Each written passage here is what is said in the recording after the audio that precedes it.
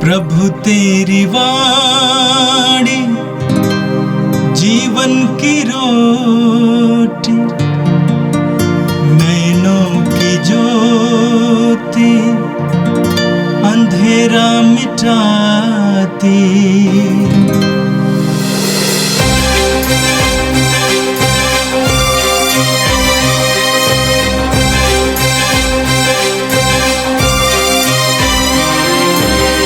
प्रभु तेरी वाणी जीवन की रोटी, नैनों की ज्योति अंधेरा मिटाती। प्रभु तेरी वाणी जीवन की रोटी, नैनों की ज्योति अंधेरा मिटाती। वाणी वाणी वाणी वाणी वाणी पवित्र है, शाश्वत है, जीवन का मन्ना है। 26 मई बृहस्पतिवार। पहला पाठ प्रेरित चरित अध्याय 18 पद संख्याएं 1 से 8 तक। पौलुस एथेंस छोड़कर कुरिन्थ आया, जहाँ अकिलवा नामक यहूदी से उसकी भेंट हुई। अकिलवा का जन्म पोंतुस में हुआ था। वह अपनी पत्नी प्रिसिल्ला के साथ इटली से आया था, क्योंकि क्लौदियुस ने यह आदेश निकाला था कि सब यहूदी रोम से निकल जाएं। पौलुस उनसे मिलने गया और उनके यहाँ रहने तथा काम करने लगा, क्योंकि वह एक ही व्यवसाय करता था। वे तंबू बनाने वाला था। पौलुस प्रत्येक विश्राम दिवस को सभागृह में बोलता और यहूदी तथा यूनानियों को समझने का प्रयत्न करता था। जब सीलस और तिमोथी मकेदुनिया से पहुँचे, तो पौलुस वचन के प्रचार के लिए अपना पूरा समय देने लगा और यहूदियों को इसका प्रमाण देता रहा कि यीशु ही मसीह है। किंतु जब वे लोग पौलुस का विरोध और अपमान करने लगे, तो उसने अपने वस्त्र फाड़कर उनसे यह कहा, तुम्हारा रक्त तुम्हारे सिर पड़े। मेरा अंतकरण शुद्ध है। मैं अब से गैर यहूदियों के पास जाऊंगा। वह उन्हें छोड़कर चला गया और तिथियुस यूस्तुस नामक ईश्वर भक्त के यहाँ आया, जिसका घर सभागृह से लगा हुआ था। सभागृह के अध्यक्ष क्रिस्पुस ने अपने सारे परिवार के साथ प्रभु में विश्वास किया। बहुत से कुरिन्थी भी पौलुस की बातें सुनकर विश्वास करे और बपतिस्मा ग्रहण करते रहे। यह प्रभु की वाणी है। संत जोगन के अनुसार पवित्र सुसमाचार अध्याय 16 पद संख्या 16 से 20 तक। यीशु ने अपने शिष्यों से ये कहा, थोड़े ही समय बाद तुम लोग मुझे नहीं देखोगे, और फिर थोड़े ही समय बाद मुझे देखोगे। इस पर उनके कुछ शिष्य आपस में ये कहने लगे, वो हमसे ये क्या कहते हैं, थोड़े ही समय बाद तुम मुझे नहीं देखोगे और फिर थोड़े ही समय बाद तुम मुझे देखोगे। और क्योंकि मैं पिता के पास जा रहा हूँ, इसलिए उन्होंने कहा, वो जो थोड़ा समय कहते हैं इसका अर्थ क्या है? हम इनकी बात नहीं समझ पा रहे हैं। यीशु ने ये जानकर कि वे मुझसे प्रश्न पूछना चाहते हैं, उनसे कहा, तुम आपस में मेरे इस कथन के अर्थ पर विचार विमर्श कर रहे हो कि थोड़े ही समय बाद तुम मुझे नहीं देखोगे और फिर थोड़े ही समय बाद मुझे देखोगे। मैं तुम लोगों से कह देता हूँ तुम रोवोगे और विलाप करोगे, परंतु संसार आनंद मनाएगा।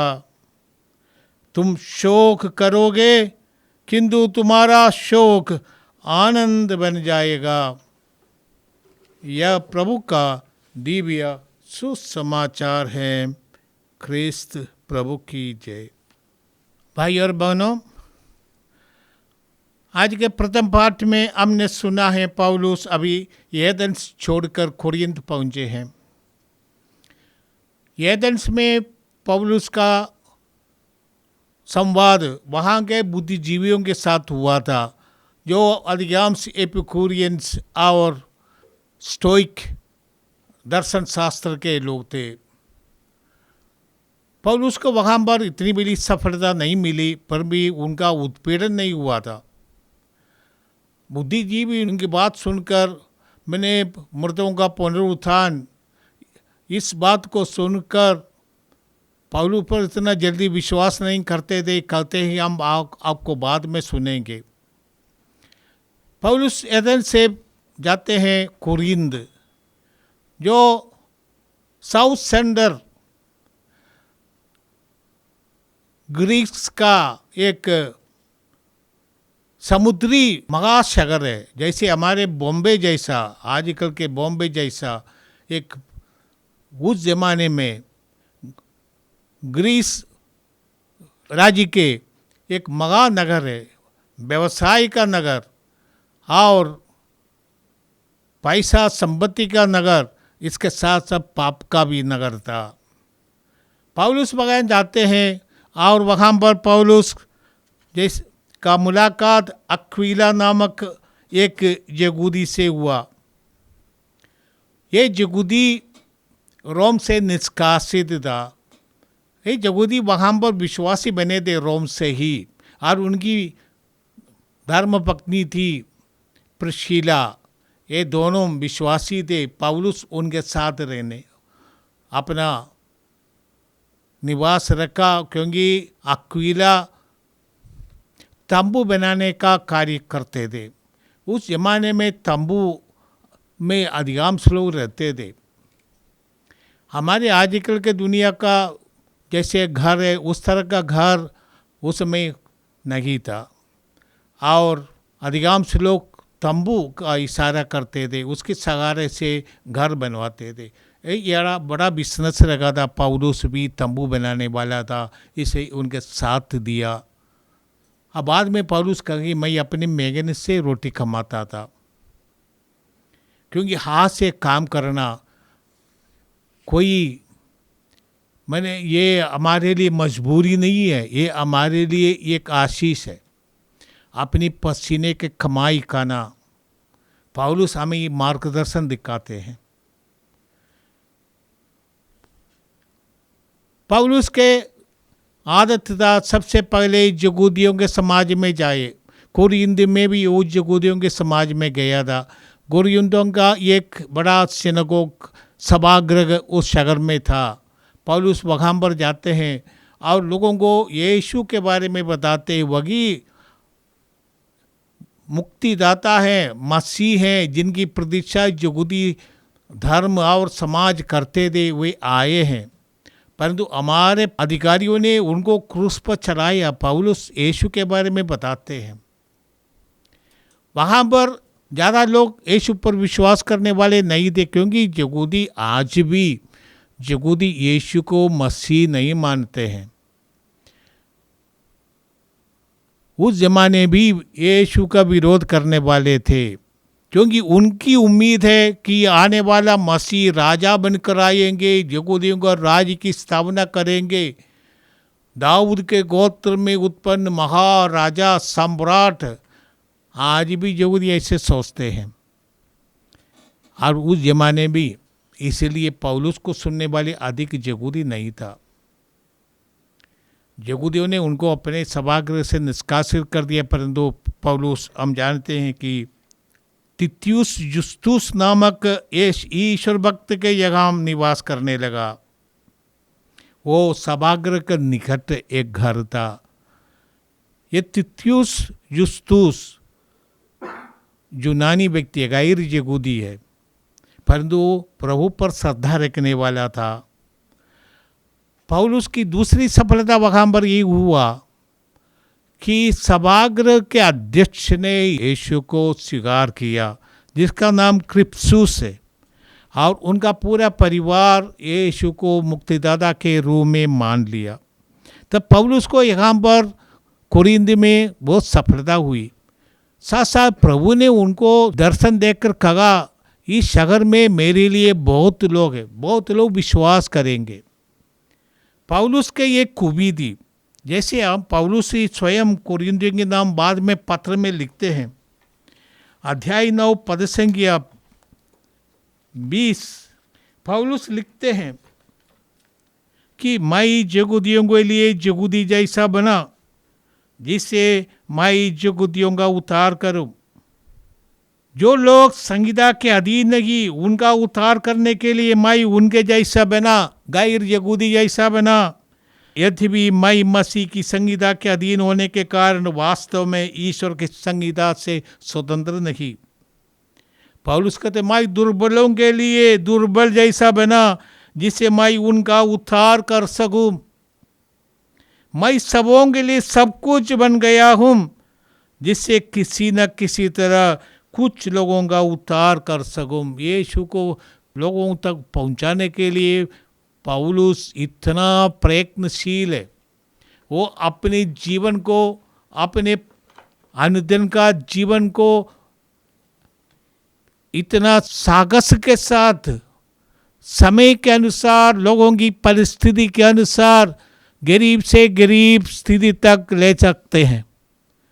वो कहते हैं वो भूखा भी लग सकते हैं। यीशु के लिए भूखा रहना, यीशु के लिए कोड़े खाना, यीशु के लिए एक तिरस्कृत हो जाना, सब कुछ पौलुस ने सहा, क्योंकि उनका यीशु का साथ मुलाकात हुआ था, अनुभव हुआ था। यीशु के साथ पौलुस का दमिश्क के रास्ते पर अनुभव हुआ, वहाँ से जीवन परिवर्तित हो गया और यीशु के लिए सब कुछ त्यागने के लिए वो तैयार हो गया।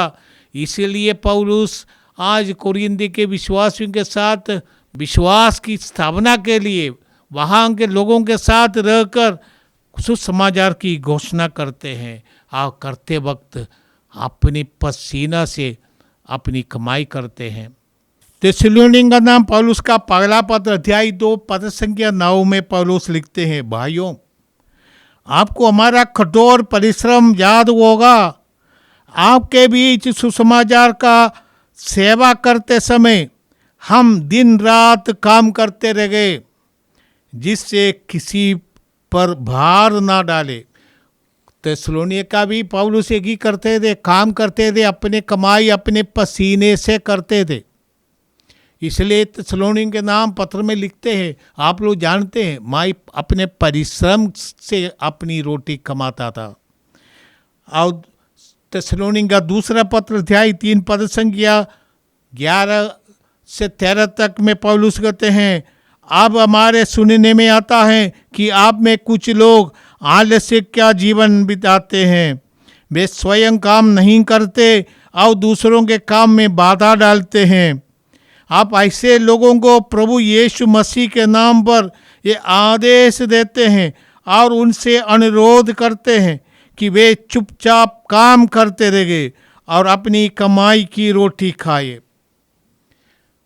ये आज की दुनिया भी पौलुस का आदेश हर एक विश्वासी को मानना है। अपनी जिम्मेदारी हम निष्ठा से करें, अपने काम निष्ठा से करें। विशेष करके हम जानते हैं किसान लोगों को रोज काम करना पड़ता है, वो विलंब नहीं कर सकता, परंतु सरकारी ऑफिस में काम करने वाले लोग कभी कभी अपने कार्य विलंब से करते हैं और घूस लेते हैं। ऐसे करने से न केवल लोगों को परेशानी होगा, परंतु परिश्रम का फल नहीं, ये बेईमानी का फल होता है।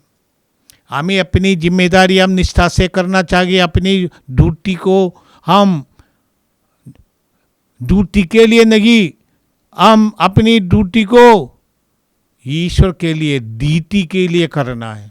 जो कुछ हम करते हैं, पौलुस कुरिन्थियों के नाम पत्र में लिखेंगे कि जो कुछ हम करते हैं यीशु मसीह के नाम पर करें, यीशु मसीह के लिए करें, निष्ठा से करें।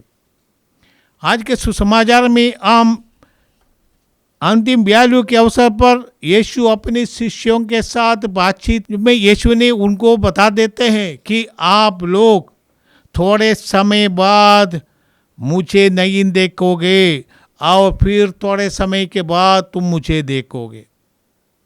यीशु उनसे ना कोई पगेली बता रहे हैं या कोई लुक्का छिपी खेल की बात कर रहे हैं जैसे बच्चे करते हैं। यीशु उनसे कहते हैं कि तुम कुछ समय बाद मुझको नहीं देखोगे। आने वाले जो महा संकट है यीशु के सामने, वे पकड़वाए जाएंगे, वे अपमानित किए जाएंगे, वे कोड़े लगाए जाएंगे, वो सबों के सामने और लज्जाजनक क्रूस पर वे चढ़ाए जाएंगे। इसलिए यीशु ने उनसे कहा तुम लोग शोक मनाओगे, कुछ समय के बाद तुम मुझे नहीं देखोगे और तुम शोक मनाओगे, परंतु संसार आनंद मनाएगा। संसार यहाँ पर संसार है जो सुसमाचार के खिलाफ है, जो यीशु के विरोधी है। यहूदियों का महापुरोहित, यहूदियों का शास्त्रीय फरीसी और रोमियों के जो सिपाही लोग खुश हो जाएंगे, यीशु का दुश्मन खुश हो जाएंगे, सोचा कि ये उन्होंने यीशु को खत्म कर दिया। परंतु यीशु कहते हैं तुम्हारा शोक बदल जाएगा, तुम्हारा शोक आनंद में बदलेगा। इसका अर्थ है कि तुम्हारा गुड फ्राइडे, पुण्य शुक्रवार आनंद में बदलेंगे। ईस्टर का रविवार आएंगे तब तुम खुश हो जाओगे। यीशु ने अपने शिष्यों से कहा कुछ समय के लिए तुम नहीं देखोगे। जो यूनानी शब्द, क्योंकि जोगन का सुसमाचार यूनानी भाषा में लिखा गया है, उसमें जो यूनानी शब्द तुम मुझे कुछ समय के लिए नहीं देखोगे, वो देखने का अर्थ है परखना, अवलोकन करना, अपने जो शरीर के आंखों से देखना।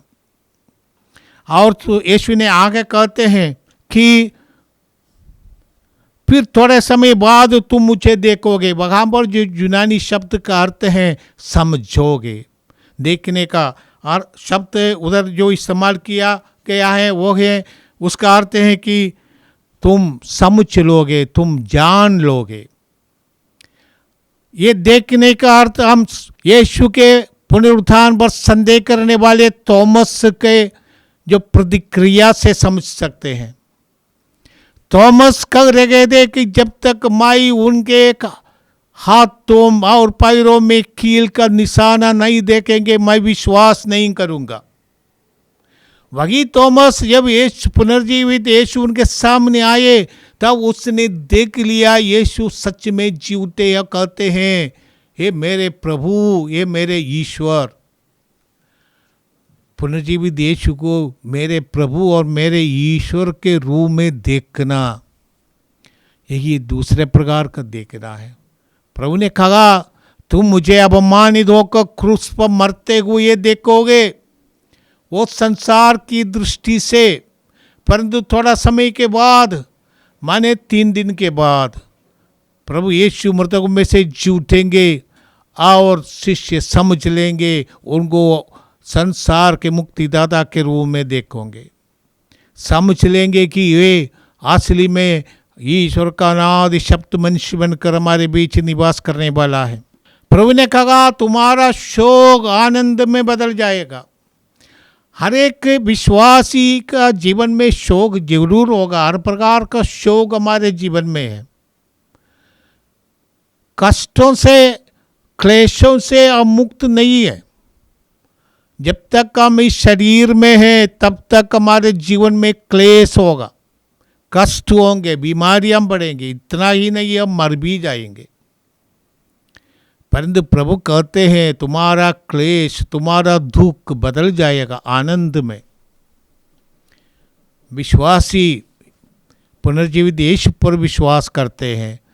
मृतकों में से प्रभु यीशु का पुनरुत्थान हमारा विश्वास का आधार है, और हम सब कुछ इस पुनर्जीवित यीशु को देखकर उसी दृष्टि से सब कुछ का अवलोकन करते हैं। जिंदगी को, जिंदगी की समस्याओं को भी हमें पुनरुत्थान की दृष्टि से देखना पड़ता है। यही हमें पवित्र बना देगा। ये हमारे लिए सही रास्ता बताएगा। जैसे पौलुस कोरिन्थियों के नाम पत्र में लिखते हैं, पहला पत्र अध्याय 7 पद संख्या 31 में, जो दुनिया हम देखते हैं वो समाप्त हो जाती है।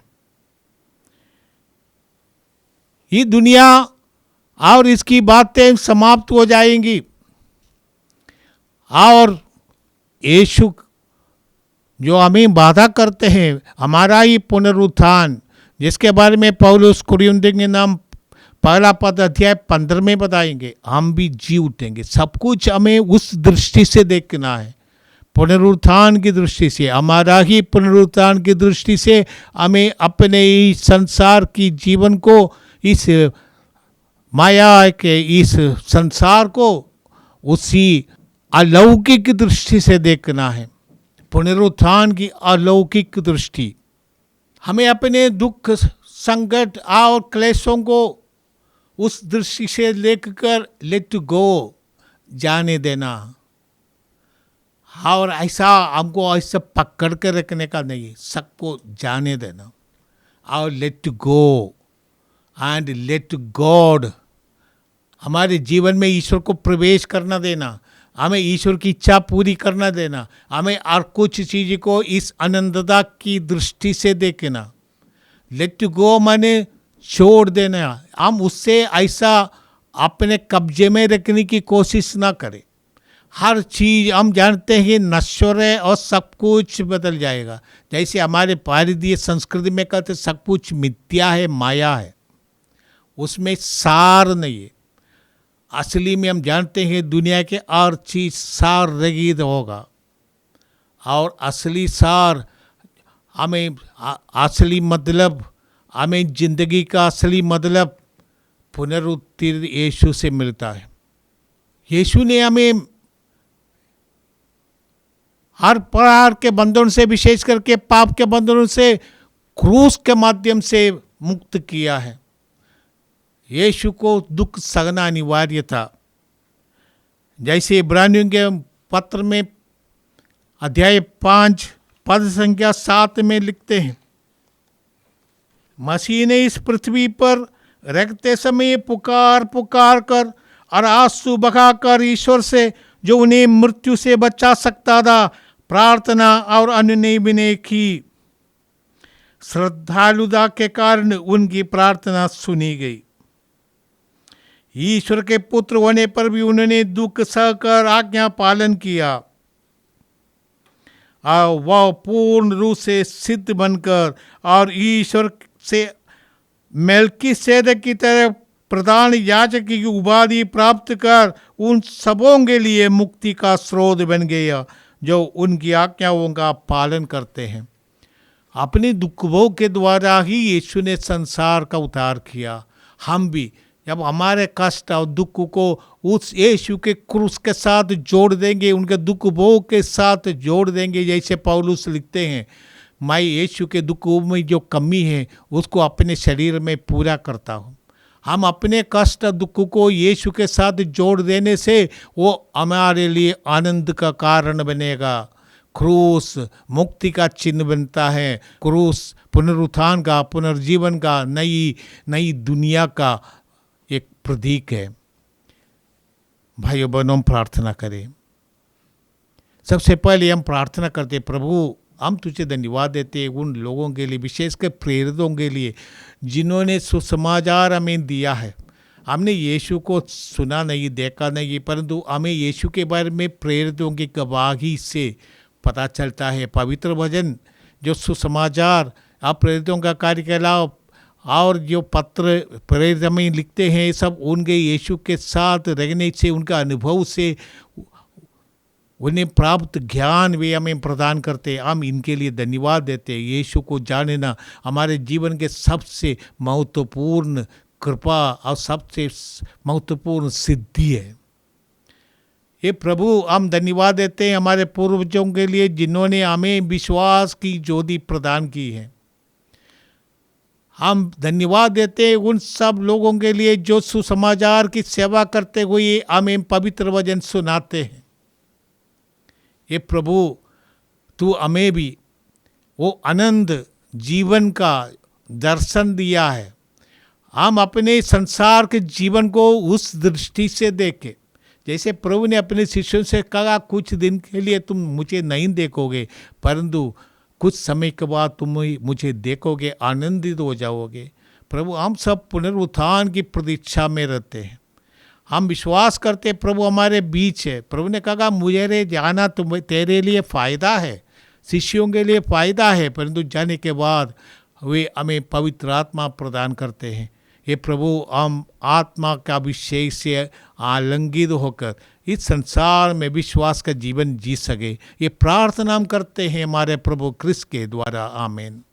प्रभु तेरी वाणी जीवन की रोटी, नैनों की ज्योति अंधेरा मिटाती। वाणी वाणी वाणी वाणी वाणी